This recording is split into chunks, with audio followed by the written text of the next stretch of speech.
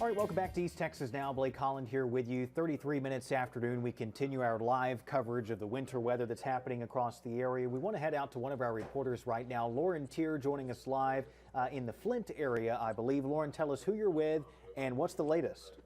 That's right. Thanks, Blake. I am here at the Flint Gresham Station for Smith County ESD 2, and I am joined by Chief Stricklin.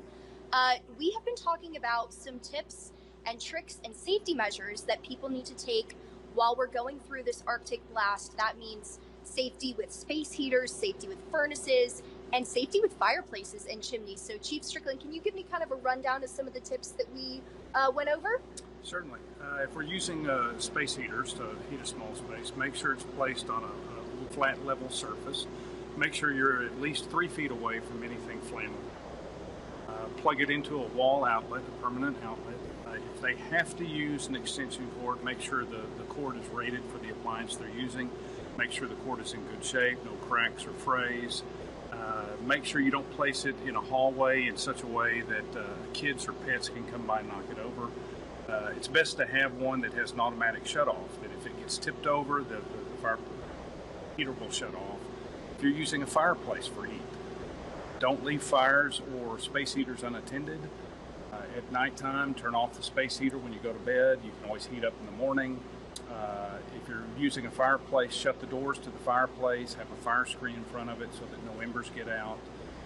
Probably most importantly is carbon monoxide and smoke detectors. Make sure those are working, batteries are placed, and they're working properly.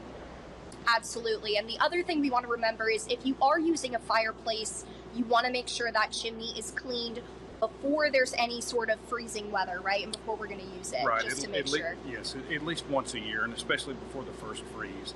That creosote that builds up in that fireplace can catch fire and it can extend rapidly. Absolutely. All right, well, those are some tips and tricks we've got here from Chief Stricklin. Again, we are with Smith County ESD 2. Again, we just want to make sure everybody is staying safe and staying warm. Of course, there are plenty of things to remember when you are using those things to keep you warm, just to make sure there are no fire hazards and no emergency calls have to be made. And Lauren, while you have the chief there, I did want to ask in terms of what you guys have been seeing there, ESD2 Chief, this morning with the road conditions, different calls. What are you guys seeing and hearing out there on the roads?